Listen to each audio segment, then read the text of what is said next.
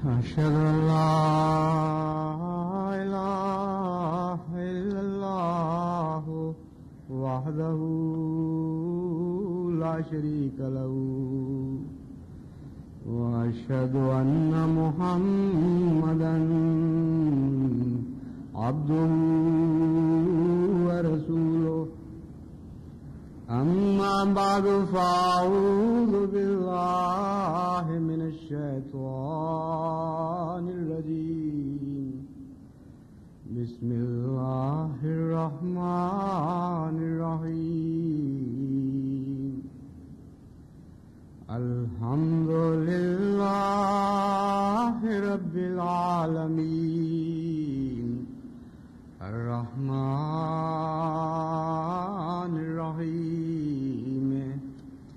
مالك يوم الدين إياك نعبد وإياك نستعين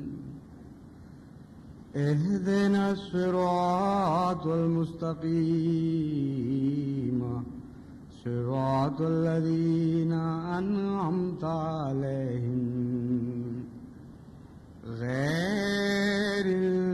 المغضوب عليهم ولا الضالين.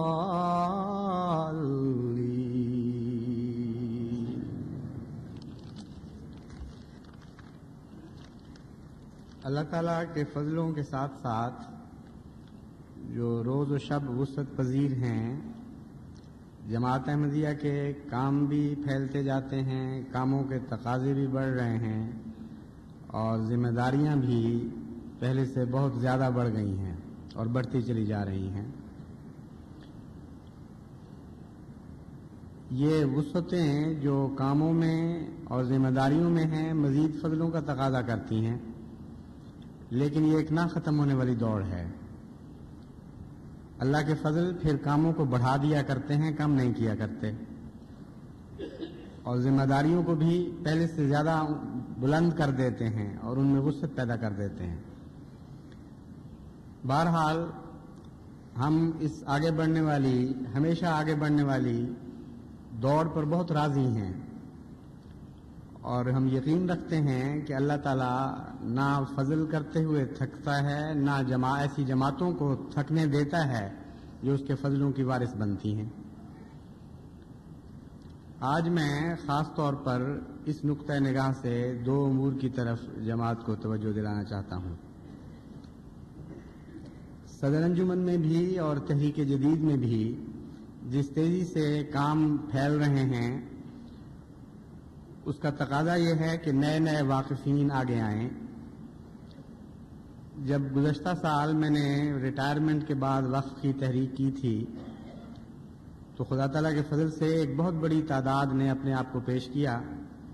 اور یوں لگتا تھا کہ وہ ضرورت سے بڑھ جائے گی تعداد، اور جب ان کو مختلف شعبوں میں لگایا گیا تو معلوم یہ ہوا کہ شعبے آنے والوں کی تعداد کی نسبت زیادہ تیزی سے پھیلنے لگے۔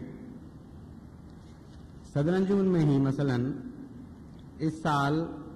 تصنیف و اشاعت کا کام بہت زیادہ بڑھ گیا ہے۔ ان کو نئے آدمی بھی دیے، لیکن پھر بھی ابھی ضرورت پھیلتی چلی جا رہی ہے۔ تعلیم کا جو کام زیر نظر ہے اس کے پیش نظر موجودہ سٹاف کام نہیں کر سکتا، پورا نہیں اتر سکتا اس کام پر، اور چند مہینے کے اندر اندر ایسے واقفین کی ضرورت پڑے گی جو تعلیم کے ماہرین ہوں۔ جہاں تک مستورات کا تعلق ہے، خدا تعالیٰ کے فضل سے 5 واقفین مل گئے ہیں، واقفات مل گئی ہیں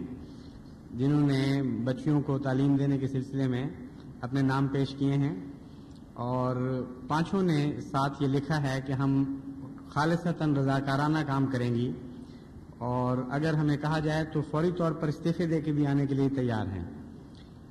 تو اللہ تعالیٰ کے فضل سے خواتین میں بھی بہت ہی جذبہ بڑھتا چلا جا رہا ہے خدمت کا، لیکن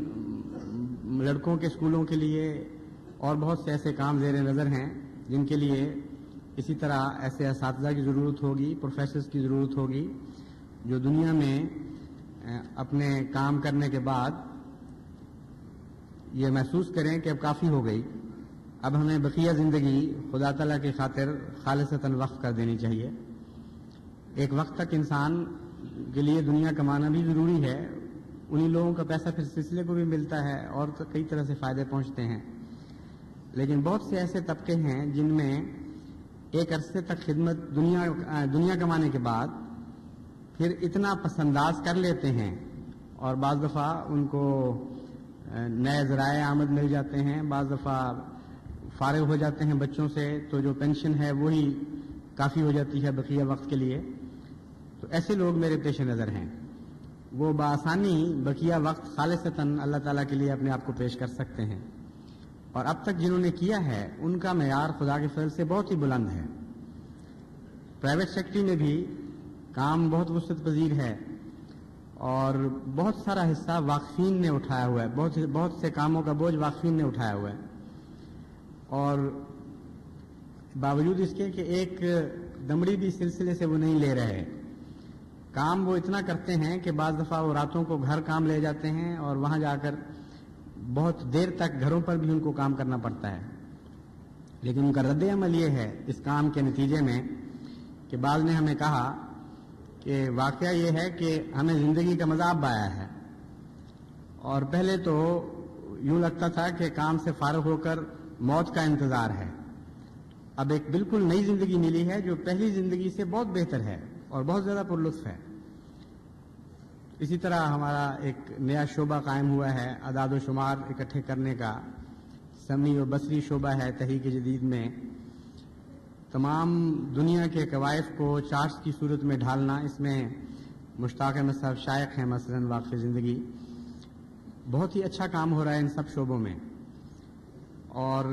مزید ضرورت محسوس ہو رہی ہے۔ یعنی پہلے لگتا تھا کہ یہ سٹاف کافی ہو جائے گا، اب جو کام پھیلا ہے تو اور بہت سے ماہرین کی ضرورت ہے جو اپنے اپنے فن میں دین کی خدمت کرنے کے لیے اپنے آپ کو پیش کریں۔ امور عامہ کا کام بھی بہت بڑھ گیا ہے، فضل عمر ہسپتال امور عامہ کے ساتھ منسلک ہے، اس میں بھی بہت سی نئی اسامیوں کے اضافے ہوئے ہیں بکثرت، اور تعمیرات بھی نئی ہو رہی ہیں اور بہت زیادہ اس کی وسعت ابھی پیش نظر ہے، کئی نئے شعبے اس میں قائم کرنے ہیں، تو ڈاکٹرز کی بھی ضرورت ہے، کمپاؤنڈرز کی بھی ضرورت ہے، کلینکل ٹیسٹ کرنے والوں کی بھی ضرورت ہے، نرسز کی بھی ضرورت ہے، لیڈی ڈاکٹرز کی ضرورت ہے۔ امور عامہ کے ساتھ جو کام وابستہ ہیں خدمت خلق کے، وہ اتنے زیادہ ہیں کہ اب صدر انجمن نے یہ مشورہ دیا ہے کہ ایک نظارت خدمت خلق الگ قائم کی جائے، اور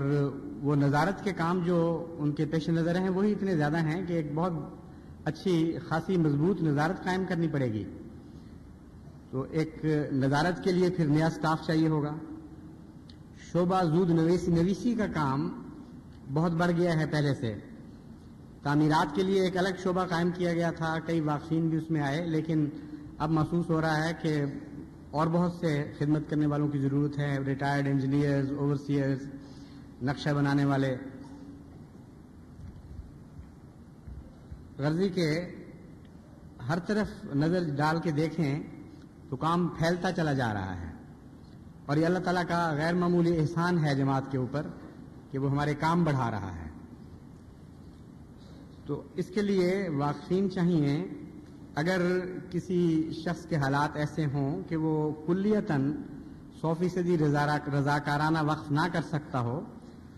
تو ہمارا طریقہ کار یہ ہے کہ حسب حالات ان سے معاملہ طے کر لیتے ہیں۔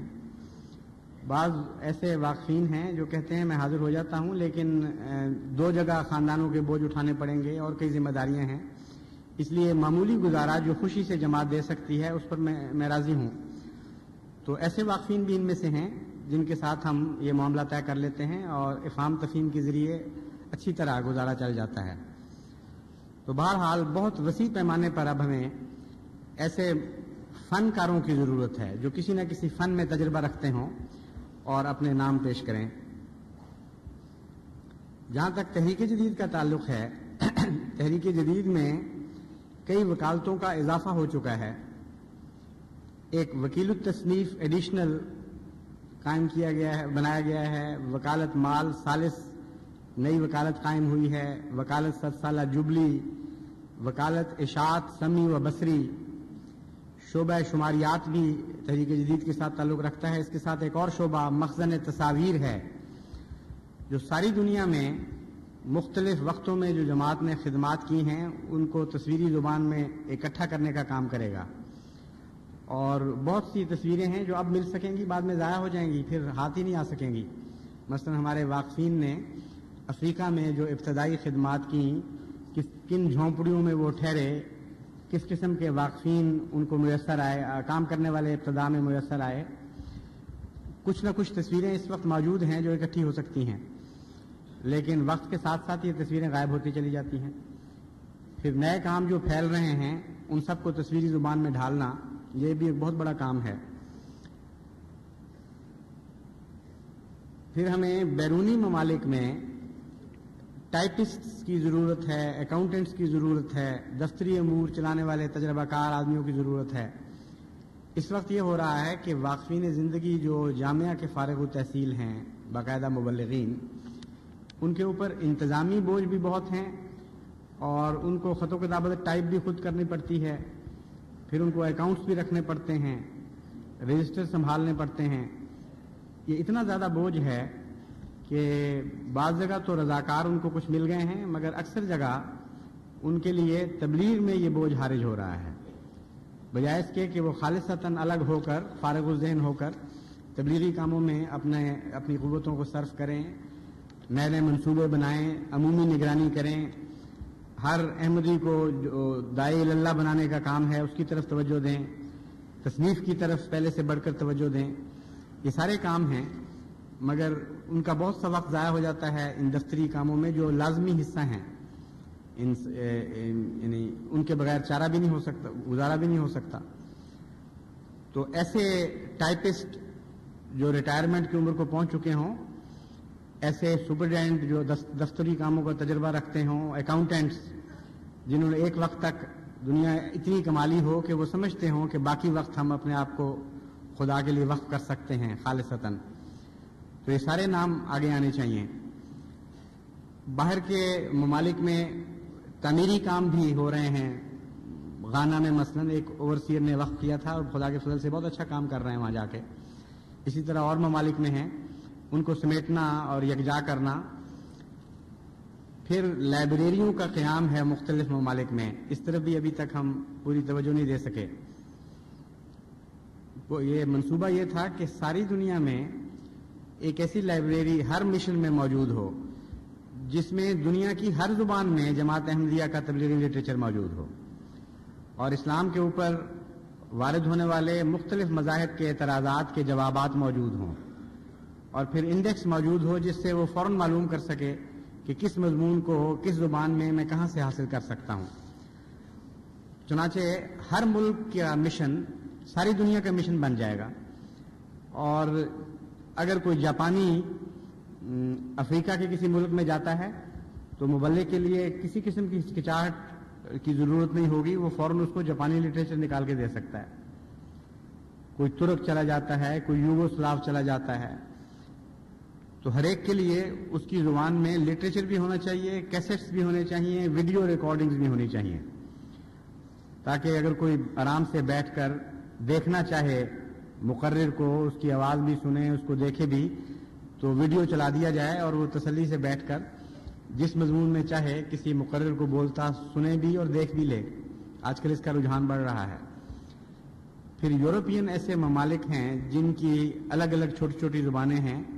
لیکن بہت اہم ہیں وہ ممالک اسلام کے لیے۔ فن لینڈ ہے، چیکوسلوواکیہ ہے، ان ممالک میں تو ابھی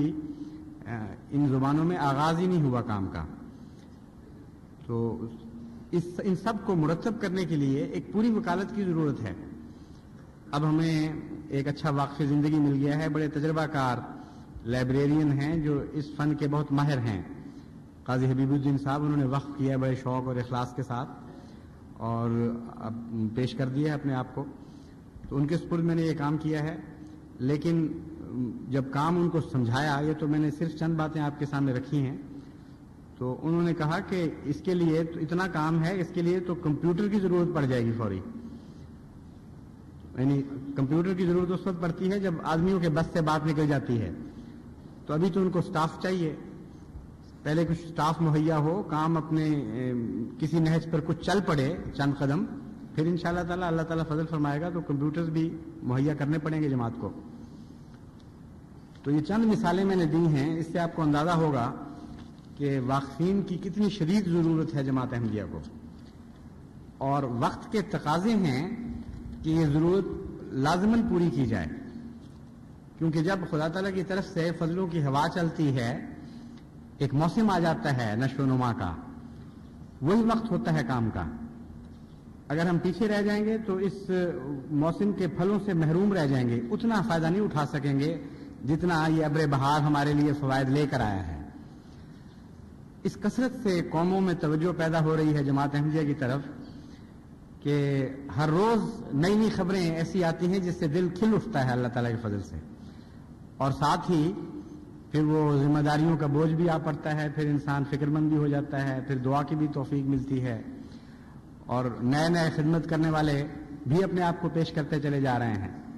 تو ایک عجیب دنیا ہے یہ جماعت احمدیہ کی، جس کی کہیں اور کوئی مثال نہیں ہے. یہ ساری دنیا میں ایک الگ دنیا ہے، حیرت انگیز خدا تعالیٰ کے فضلوں کی بارش ہو رہی ہے، اور جہاں سے کوئی توقع نہیں ہوتی وہاں سے اطلاع آ جاتی ہے کہ یہاں ایک نیا میدان کھل گیا اسلام کی خدمت کا. مثلا کوریا ہمارا وفد آنریڈی ورکرز کا، رضاکاروں کا گیا، اور ان کی طرف سے جو رپورٹ آئی ہے وہ اتنا ایکسائٹ کرنے والی ہے، اتنا ہیجان پیدا کرنے والی ہے. وہ کہتے ہیں پورا میدان کھلا پڑا ہے، اور اس قدر شوق سے لوگوں نے ہم سے مطالبے کیے ہیں، کتابیں خریدی ہیں، لائبریریاں مطالبے کر رہی ہیں، پروفیسر مطالبے کر رہے ہیں کہ ہمیں سکھاؤ اسلام. اور جماعت احمدیہ جو اسلام سکھاتی ہے اللہ تعالیٰ کے فضل کے ساتھ، حضرت مسیح موعود علیہ الصلوۃ والسلام کے علم کلام کی برکت سے،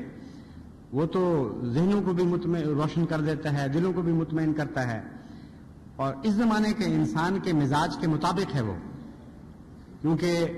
محض دعوی سے آج انسان نہیں مان سکتا، جب تک فلسفہ بھی اتنا مضبوط نہ ہو، قوی نہ ہو، اور اتنا پر اثر نہ ہو کہ ذہن اور دل دونوں کو مطمئن کر سکے. تو خدا تعالیٰ کے فضل سے یہ ہتھیار تو سارے ہمارے پاس موجود ہیں. پھر ترجمہ کرنے والوں کی ضرورت ہے جو پھیلتی چلی جا رہی ہے. تو یہ سارے جو میں نے نام لیے ہیں، جو کاموں کے عنوان بیان کیے ہیں، ان سے تعلق رکھنے والے جتنے احمدی جہاں ہیں وہ اپنے حالات کا جائزہ لیں اور اپنے آپ کو پیش کریں. اس میں بیرونی ممالک کے بیرونی باشندے بھی شامل ہیں میرے خطاب میں، صرف پاکستانی، ہندوستانی یا انگلستان اور امریکہ کے چند آدمی نہیں،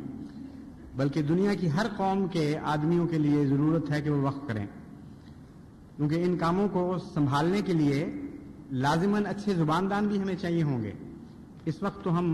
طلباء کو باہر بھجوا کر زبان سکھانے کی کوشش کرتے ہیں، لیکن یہ کافی نہیں ہے. ربوہ میں لازماً ایک بہت ہی بڑا عظیم الشان زبانوں کا انسٹیٹیوٹ ہمیں قائم کرنا پڑے گا. اس کے لیے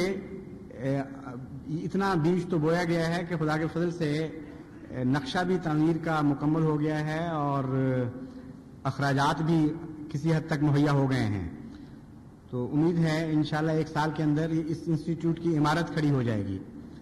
مگر اس عمارت کو بسانے کے لیے پھر زباندان چاہیے. انگریز وقف کریں، اٹالین وقف کریں، چینی جاپانی وقف کریں، یہاں آ کر بیٹھیں خود اور آ کر اپنی اپنی زبان کو سنبھالیں. پھر آگے ان کے لیے اپنے لیے بھی پڑھنا ضروری ہوگا. ہر زباندان کے لیے ہر مضمون پر ایک غلبہ پانے کی ضرورت ہوتی ہے. یعنی آپ اردو دان ہیں، لیکن اگر آپ نے سائنسی مضمون اردو میں نہیں پڑھے تو آپ کو سائنسی مضمونوں پر اردو میں غلبہ نہیں ہے. اگر آپ نے ادبی مضمون خاص قسم کے نہیں پڑھے تو ان میں آپ کو اردو نہیں آتی گویا کہ. تو محض زباندان ہونا کافی نہیں ہوا کرتا، کسی خاص مضمون پر اس زباندان کو مقدرت ہونا، اس کو قادر الکلامی نصیب ہونا، یہ بہت ضروری ہے. تو ایسے واقفین جب آئیں گے پھر ان کو دینی علوم پر قدرت دینے کی کوشش کی جائے گی. ان کو بھی سکھانا پڑے گا، پھر جا کر ہمارے اچھے زباندان تیار ہوں گے جو اسلام کی خدمت کر سکیں۔ تو یہ تو واقفین والا پہلو تھا۔ دوسرا ہے مالی ضروریات، اللہ تعالیٰ کے فضل سے یہ بھی بہت بڑھ رہی ہیں، اور جہاں تک روزمرہ کی ضروریات کا تعلق ہے، انجمن کے باقاعدہ چندے اور تحریک جدید کے باقاعدہ چندے یہ ضرورت کے ساتھ ساتھ بڑھتے چلے جا رہے ہیں، اور ان میں کسی غیر معمولی تحریک کی ضرورت نہیں پیش آتی۔ سال میں ایک خطبہ جس انجمن کے چندوں سے متعلق دیا جاتا ہے، جماعت توقع سے آگے بڑھ کر خدا کے فضل سے قربانیاں کر رہی ہے، لیکن ایک چندہ ایسا ہے جس میں ابھی تک پیچھے ہے، اور وہ ہے 100 سالہ جبلی۔ گزشتہ سال بھی میں نے توجہ دلائی تھی، اس کے بعد اگرچہ پاکستان میں غیر معمولی طور پر چندے میں اضافہ ہوا ہے، اور ایک سال میں 56 لاکھ روپیہ وصول ہوا ہے 100 سالہ جبلی کا، لیکن ابھی تک بیرونی جماعتیں بھی اور پاکستان بھی بہت پیچھے رہ گیا ہے وقت سے۔ مختصر قوائف میں آپ کو بتاتا ہوں، اس سے آپ کو اندازہ ہو جائے گا کہ کتنا چندہ ابھی قابل وصول پڑا ہوا ہے، اور جو کام کرنے والے ہیں 100 سالہ جبلی کے، ان کی فہرست اگر بیان کی جائے آپ کے سامنے تو کئی خطبے چاہیے۔ ناممکن ہے کہ ایک خطبے میں ان کاموں کو بیان کیا جا سکے جو 100 سالہ جبلی نے 1999 سال سے پہلے مکمل کرنے ہیں۔ ان کی تفاصیل جب آپ کے سامنے رکھی جائیں تو آپ حیران رہ جائیں گے کہ کتنا بڑا کام ہے، کتنا اس کا پھیلا ہوا ہے، اور اس کے لیے روپے کی فوری ضرورت ہے، کیونکہ بہت سے کام ہیں۔ مختلف ممالک میں مشنز کا قیام، مختلف زبانوں میں قرآن کریم کی اشاعت، مختلف زبانوں میں حضرت مسیح موعود علیہ الصلوۃ والسلام کے کتب کے تراجم اور مساجد کا قیام، ایسے ایسے نئے ممالک ہیں جہاں ایک بھی احمدی اس وقت نہیں ہے،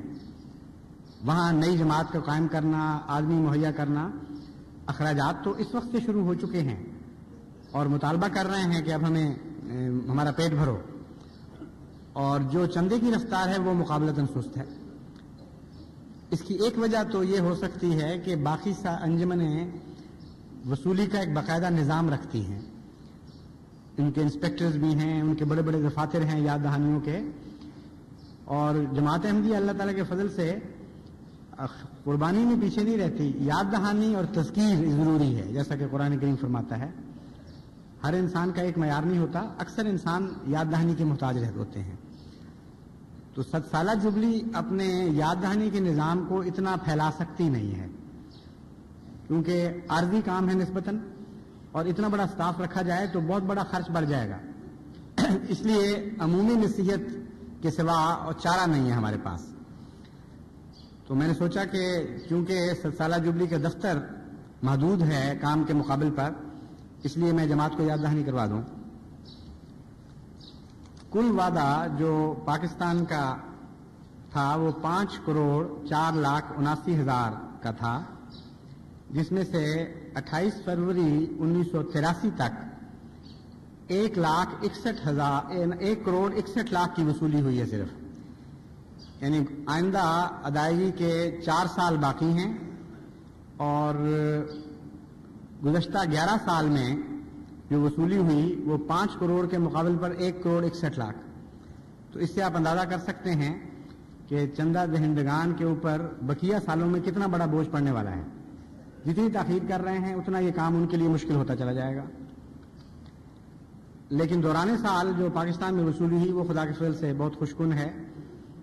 گزشتہ وصولیوں کے مقابل پر۔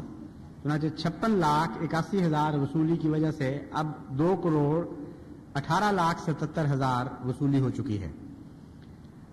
اور بقیہ یہ 11 سال کی وصولی سمجھیں آپ۔ اس کے مقابل پر اس سال کو شامل کر کے 4 سال وصولی کے رہتے ہیں، کیونکہ 88 میں تو پھر کام اتنا زیادہ ہو چکا ہوگا کہ اس وقت وصولیوں کا انتظار پھر نہیں ہو سکتا۔ 84 کا بقایا 1 سال سمجھ لیں، تو 85، 86، 87 یہ 4 سال ہیں پورے وصولی کے۔ ان سالوں میں 2,86,00,000 روپیہ بھی جماعت نے ادا کرنا ہے۔ جو جماعتوں کو یاد دہانیاں کروائی گئیں اور ٹارگٹس دیے گئے تھے، اس سے مطالعہ سے پتہ چلتا ہے کہ ربع اللہ تعالیٰ کے فضل سے تمام دنیا کی جماعتوں میں اس قربانی میں اول آیا ہے، کیونکہ ربوہ کے سپرد جو ٹارگٹ کیا گیا تھا 10ویں مرحلے پر وہ 3 لاکھ کا تھا، لیکن ربوہ کی وصولی 13,54,000 روپے ہوئی ہے، جبکہ اس سے پہلے 83 تک کل وصولی 11 سال میں 9,88,000 تھی۔ تو اس سے یہ بھی علم ہو گیا کہ خدا تعالیٰ کے فضل کے ساتھ اللہ تعالیٰ نے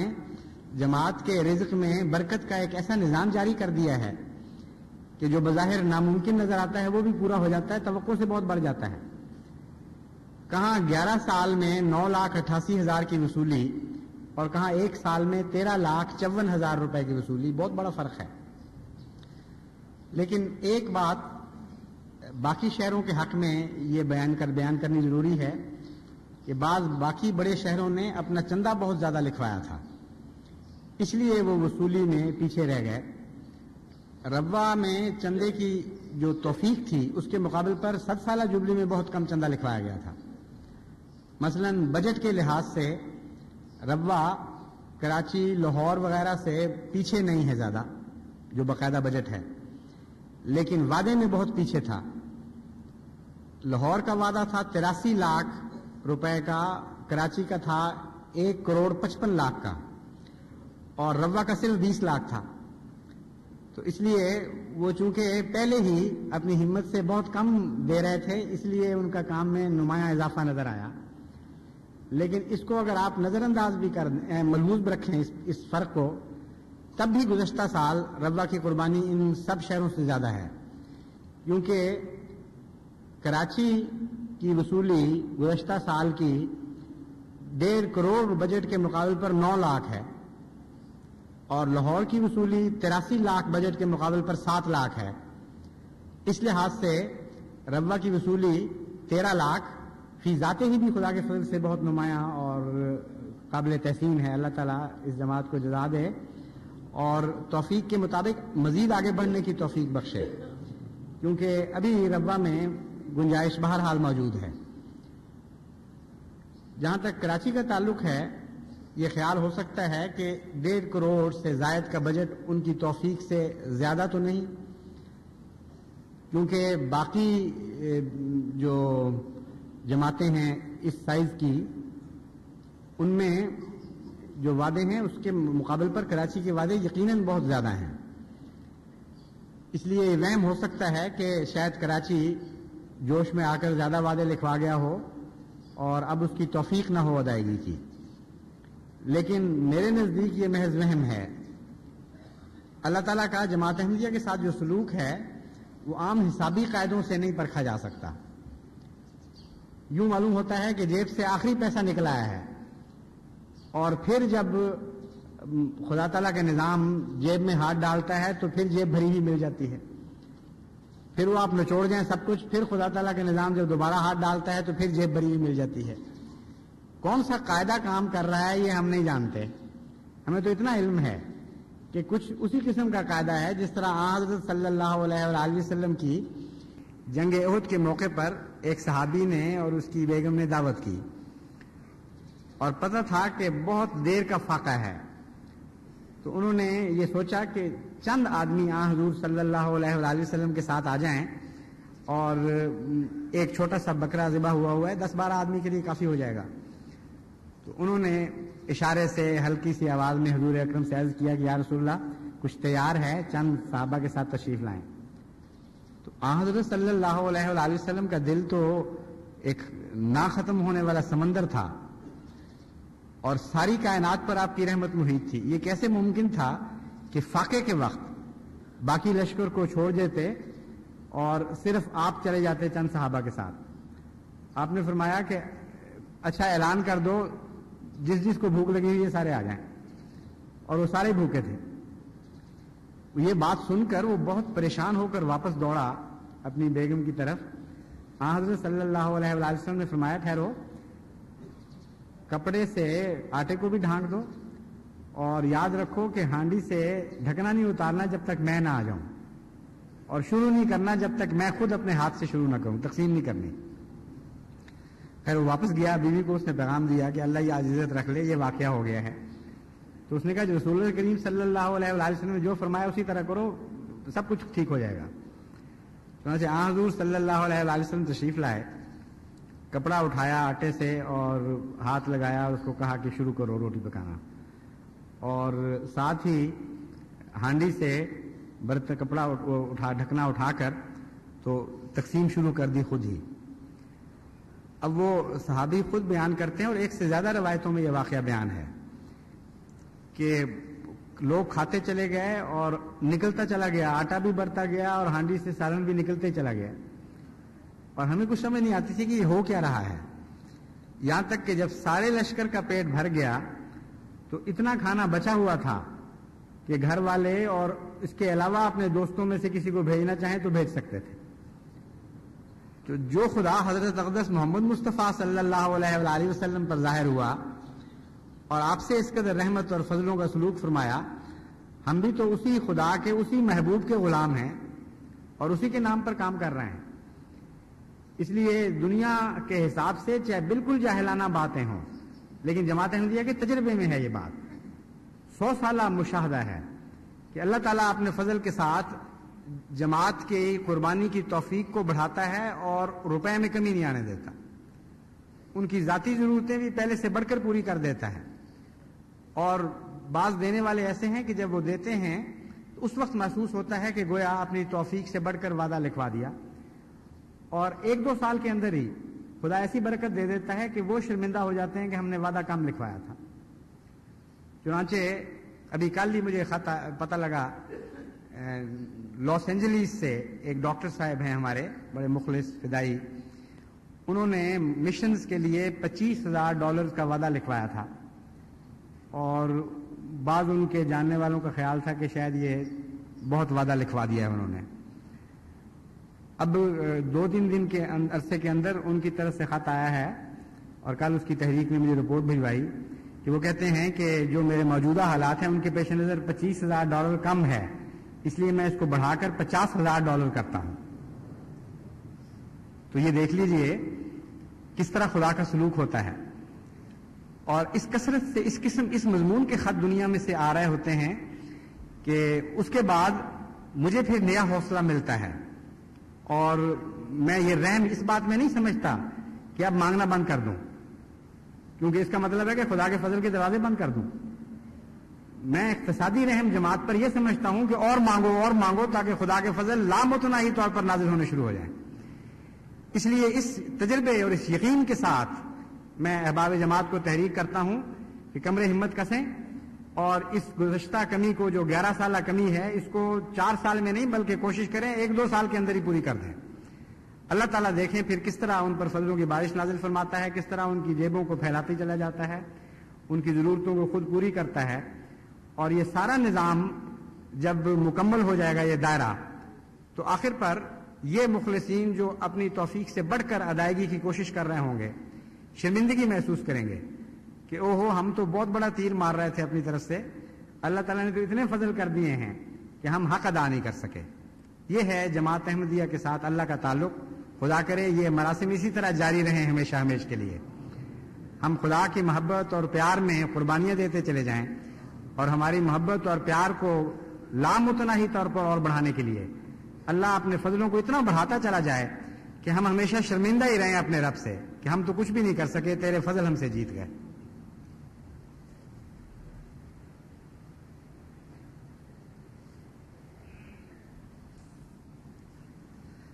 الحمدللہ نحمدہ ونستعینہ ونستغفرہ ونؤمن بہ ونتوکل علیہ ونعوذ باللہ من شرور انفسنا ومن سیئات اعمالنا من يهده الله فلا مضل له ومن يضلله فلا هادي له ونشهد أن لا إله إلا الله وحده لا شريك له ونشهد أن محمدا عبده ورسوله. آج چونکہ مشاورت کا دن ہے اس لیے حسب دستور جمعے کے ساتھ نماز عصر بھی جمع کی جائے گی. افسوس ہے کہ جگہ کی قلت کی وجہ سے سب کو موقع نہیں مل سکتا اس نہایت دلچسپ اور روحانیت کی افزائش کرنے والی مجلس میں شامل ہونے کی. جگہ تھوڑی ہے تو زائرین کو بھی کم ٹکٹ ملتا ہے، اس لیے مجبوری ہے، لیکن آپ لوگ باہر بیٹھے شامل ہو سکتے ہیں دعاؤں کے ذریعے. اتنا تو کریں، 3 دن مسلسل صبح شام دن رات ذکر الہی اور دعاؤں میں لگائیں کہ اللہ تعالیٰ ان لوگوں کو جو خدا کے کاموں کی خاطر اکٹھے ہوئے ہیں سوچ اور بچار اور فکروں کے لیے، ان کے ذہنوں کو روشن دے، ان کے قلبوں کو جلا بخشے، ان کو خدا کے کاموں کی خاطر وسیع حوصلے کے ساتھ وسیع منصوبے بنانے کی توفیق بخشے، اور غور و فکر میں کوئی بھی نفسانیت کا پہلو نہ ہو. ہر مشورہ رضائے باری تعالیٰ کی خاطر دیا جائے، اور اللہ تعالیٰ مجھے بھی توفیق بخشے کہ وہی مشورے قبول کروں جو خالصتاً اللہ کی رضا کے مطابق ہوں، اور اگر کہیں کوئی غلطی ہو گئی ہے تو ایسے مشوروں کو خدا تعالیٰ مجھے قبول کرنے کی توفیق نہ بخشے، اور پھر ان میں برکت دے. پھر سارا سال پڑا ہوگا ان کاموں کو کرنے کا، ان مشوروں پر عمل کرنے کا. تو بہت دعاؤں کی ضرورت ہے. ان دعاؤں کے ذریعے سارا ربہ ہمارے ساتھ شامل ہو سکتا ہے. اور باقی آئندہ کے لیے یہ بھی کوشش دعا کریں کہ ایک اسکیم ہے ناصر ہال بنانے کی. حضرت خلیفۃ المسیح ثالث کی یاد میں ایک ایسا ہال تعمیر کیا جائے جیسا کہ آپ کی خواہش تھی، جس میں کم از کم 1 لاکھ آدمی تو بیٹھ سکے. تو ہو سکتا ہے اس وقت تک ربوہ کی آبادی تیزی سے پھیل کر بڑی ہو جائے، یا باہر کے لوگ جب یہ معلوم کریں کہ زائروں کے لیے جگہ مل گئی ہے تو وہ زیادہ آنا شروع ہو جائیں. تو اس صورت میں پھر انشاءاللہ مشاورت بھی ایک جلسہ سالانہ بن جائے گی. آپ سب کو خدا کے فضل سے توفیق مل جائے گی اس میں شامل ہونے کی. عباد اللہ رحمکم اللہ، ان اللہ یامر بالعدل والاحسان وایتاء ذی القربی وینہی عن الفحشاء والمنکر والبغی یعظکم لعلکم تذکرون. اذکروا اللہ یذکرکم وادعوہ یستجب لکم ولذکر اللہ اکبر.